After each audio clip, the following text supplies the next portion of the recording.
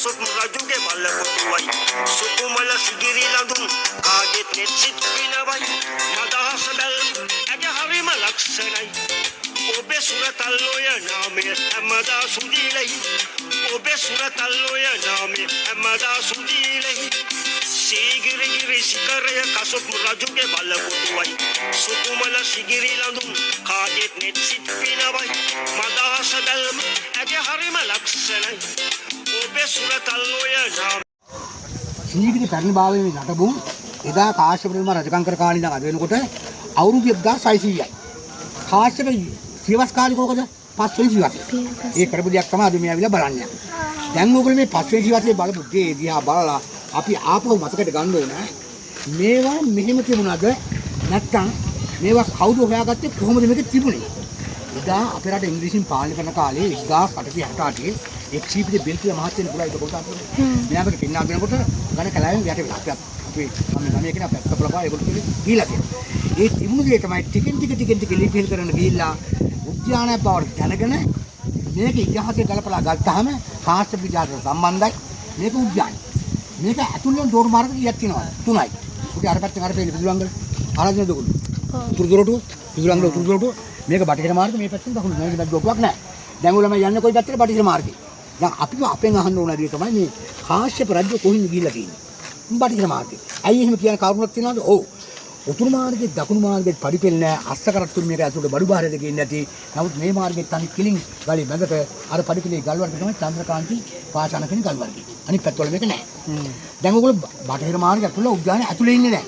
මේ උද්‍යානයේ ඇතුළට එන්න පෙර ළමයා යම්කිසි කෙනෙක් අහනවා පිටතින් තියෙනවනේ කරුණු හතරක්. මොකක්ද මේ කරුණු හතර? බලකොටුවක් කියන කරුණු හතර. ඔයගොල්ලෝ මොනද හුනේ දැන්? කොහොමද? ඔයගොල්ලෝ ටිකට් ගන්න දැක්කම නේද? දෙපැත්තේ වතුර දෙකක් වගේ දැක්කනේ. ඕක තමයි පිට ගියාගෙන. ඕක මඩ කළා මඩ උණු කඩු ගන්න. ඒක පස්සේ කොන මෙහාට දැක්ක අපි ගඩොල් බැම්මක්. ඕකට 10ක් උසින් තිබිලා තියෙන දුනු විතර ගත්තු හමුදාවක්. ඔයගොල්ලෝ ඔය දැක්කි ගඟක් වගේ මොකද්ද ඔය? අතුල් ගියාගෙන. අද 17ක් ගමු රජ කාලේ කිඹුල්ලෝ. ඔතන යකඩෙන් පාලමක් තිබුණේ නැහැ. ඔතන ලී පාලමක් අවශ්‍ය නැහැ ලී පාලම කියන්නේ උඩ ගන්න කෙනෙකුට එන්න බෑ. මේ දකින්න මොකක්ද අතුල් පාරුවනේ. ළමයා. ඕගොල්ලෝ අද ගිහිල්ලා ගලුඩ මේ පැත්තෙන් බල මහත් ගියා මේක අපි ගෙව්වා.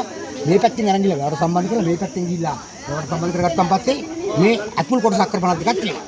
දැන් අපි අක්කර 50ක් බලන්න බෑනේ. අක්කර 10ක පවුණු කොටසක් තමයි බලන්නේ. මේකදී මේ දකින්න මණ්ඩපය.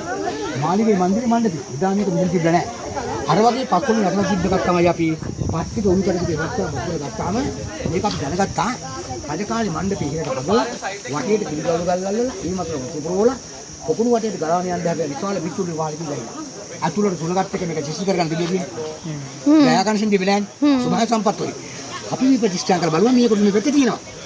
අපේ ඉස්කෝලේ ළමයෙකුට කියා දෙන්න අද වෙනකොට සීගිරි ගැන ලියනවා නම් ඕගොල්ලෝ යමක් මෙන්න මේ තත්ත්වයේ සීගිරි දකින්න ලක්ෂණ තියෙන පුරාවිද්‍යාව. බලකොටුව පට කරලා අතුල් උද්‍යානයේ යන ගමට රජතුමාගේ මාර්ගයේ බව හඳුනාගෙන දකුණු පැත්ත කොට කණින් කරන වතුර තිබෙනවා වම් පැත්ත කොට කණින් නොකොට බෑට සමමතික නිර්මාණක උද්‍යානකින් බලන්න පුළුවන්. ඒක නිර්මාණ උනේ ඇයි දන්නවද? ආශ්‍රපතියා ගාවුසෙන් මල්ලි මොකද? අම්මලු ගම එදා මිගාර කිව්වා කාශ්‍යප ඔබ දැන් බලන්න හිටිය ඇති උඹ අම්මා නීති අනුකූල නැහැ. ඔබ අන්තප්පර විදිහට පුතේ. ගොන් කුමාර ඉන්දියාවේ නම් ආවොත් මේ වස්තු හිමිනු කරන්නේ. බුලංගල තාත්තෙන් ගන්නේ වස්තු. දැන් තාත්තගේ වස්තුනේ ගාවුසෙන් මෙයා කලාවර නගහන්නේ මොකද කලේ? ඔබ දෝටක් කරන් කියන කාශ්‍යප. ඔබට බාර දෙන්න ඕන වස්තු මේකයි කිව්වා. ඔතෙන් ආපු මිගාර කිව්වා කාශ්‍යප ඔය කරන්න බැරුවා. මල්ලි රන්දිටි මුතුබණේ ගබඩා කරු වස්තු හංගලා තියද්දී උඹට පෙන්වන්නේ වතුර කරන්න බොරුවක් කියනකොට ලොකු කෝපයක් ඇති කරගෙන මිගාරයි කාශ්‍යප මොකද කලේ? ගාවුසෙනේ ගිනිහිල්ලා කලාව හිතුවා පස්කාල මෙරුවගෙන උගත් උගල හරි ඉතිහාසයක්. ඒ සිදුවීම වෙනකොට අවුරුදු බැරි වෙන මහාවීර වික්‍රමක දාතා යුද්ධ වෙනකොට මේ ස්ථානට පර්වත මාලිගාව කරන්නේ එදා මේ පර්වතයේ සීගිරි නෙවෙයි. අපේ විභාග ළමෙක් අපින් ඇවිල්ලා හයි අද සීගිරි පර්වතය නම් කාශ්‍යප වෙනකොටත් මේ පර්වතයේ සීගිරි කියලා හිතුවේ නෑ. එදා මේ පර්වතයේ නම තමයි සිහගිරිය සිහලේගිර.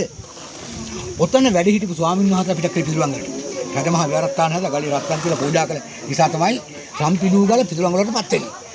ඉන් අයිතිකම් භූමිය කුල තමයි අන්තප්‍ර නිර්මාණ කරන්නේ. දැන් මණ්ඩප මන්දිර පොකුණු බලාන කියලා උඩ සිතුවම් බල කාර්ය අවබෝධ කරගන්න පුළුවන් අපිට අන්තප්‍ර තිබ්බයි කියන එකනේ. පුතේ මේකේ තියෙන උද්‍යාන තුනක්.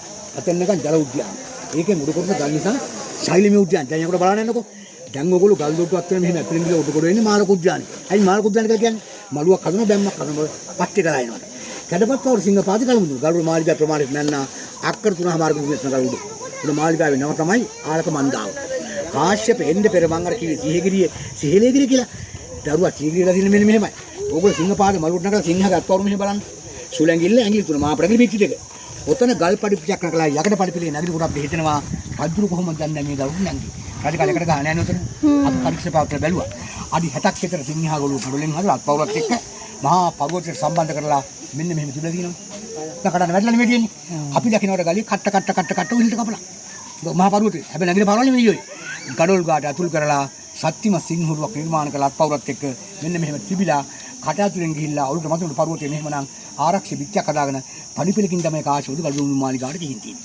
කට ඇතුලෙන් ගිහින් සම්දල් මොකක්ද කියන්නේ? ගිරිය. සිංහගිරිය. ගාන මොකක්ද කියන්නේ? ගිර. එදා සිංහගිරිය සිහිලේ ගිර කීපක තමයි සිංහගිරිය සිංහගිරිය වුණා. සිංහගිරිය වුණ ඉංග්‍රීසි ආණ්ඩු කාලේ මෙහාට එනවා. ඒක කලබල වෙන්න එපා. එන ගමන් මේ පැත්තේ සභාශාලාව ආසන ගුහාව ගල් දුක් වගේ නයිතුඹ බලන්න. අද ගොඩක් දින කුඩ ගියා පහට බහලා වෙනවා. පුතේ මේවල මං අවුරුදු 26ක් වැඩ කළ කෙනෙක්. මම විභාග ලියපු කෙනෙක්. මට මේ ලයිසන් එකක් වුණත් තියෙනවා. මම ඒකයි කිය ටිකක් ඔය ළමයි ඕගොල්ලෝ එනවා නම් නිකන් යන්න පස්සේ ටිකක් ගමවත් කිරීමක් කරගන්න කියලා කියන්නේ. ගොඩක් දෙයක් මේක තියෙනවා. මම කිව්වේ අඩියක් හම්බු සීගිරි සුකුමාලියේ එළරජ සමයේ මතකද අපි පාවුණා පෙම්මම නදියේ ලස්සන ඔබේ රූපයේ නිත සිත බැඳුනේ නාමය ශ්‍රී ලංකාවේ රැවූ දෙන්නේ ඔබගේ නිසොදුරේ